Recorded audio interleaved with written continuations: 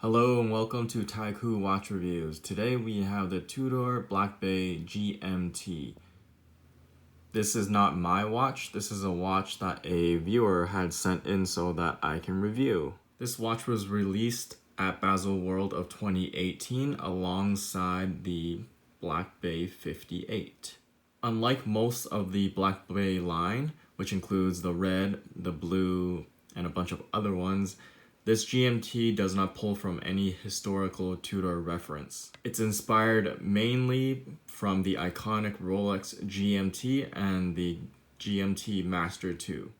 Rolex is of course Tudor's bigger brother, but as of late Tudor has made it a mission to stand out and differentiate itself from Rolex. I won't really be getting into the history of this GMT because there really isn't any. The fact is that this whole design was derived from the Rolex GMT. Aside from a very shared design, which both being GMT, they are very different watches. This is very much still a luxury timepiece, but unlike Rolex, this feels more like a proper tool watch.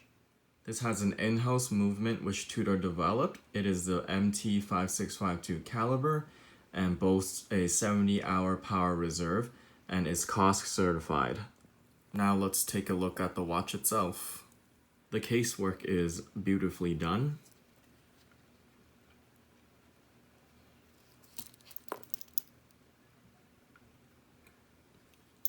Top-notch casework.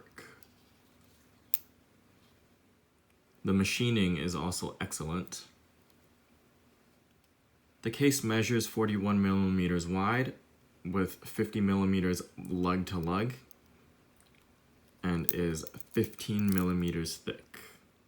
Here's kind of what it looks like on the wrist. My wrist is just over 7 inches. If I'm looking a little shiny, it's because I had sunscreen on. A lot of people have a preference for watch case size. I don't really. I pretty much wear anything.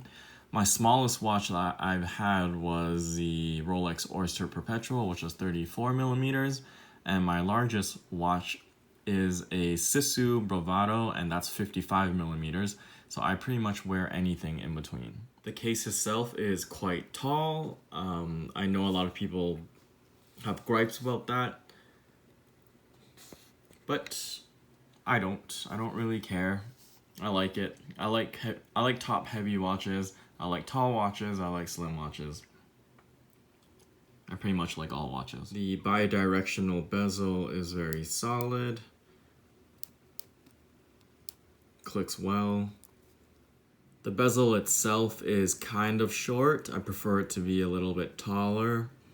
But the bezel teeth are very sharp, as you can see, and I have no problems turning it with one hand, as you just saw. The crown is large and feels very nice. Now let's take a look at the bezel. The color scheme is borrowed from two past Black Bay models. The result is a beautiful subdued color scheme rendered here on an aluminum base, which gives the GMT a more subtle two-watch vibe. The dial is matte black and features large applied markers full of luminous paint. The bracelet shown here is one of 3 available strap options. When purchasing a watch, I always recommend buying on the bracelet first, even though you might wear it on the strap more, or if you just want the strap.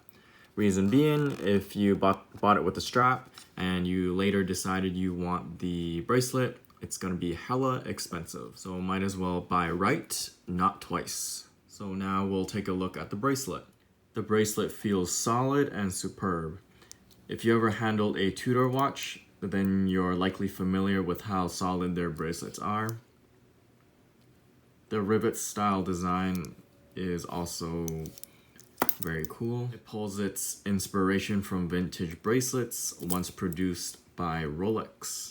I kind of wish they used the Pelagos clasp on this watch, which I think is just simply better. I've handled this watch on both the bracelet, as you see here, and also on the leather strap. But I feel like the bracelet balances it out much better, being that it's very top heavy, this watch.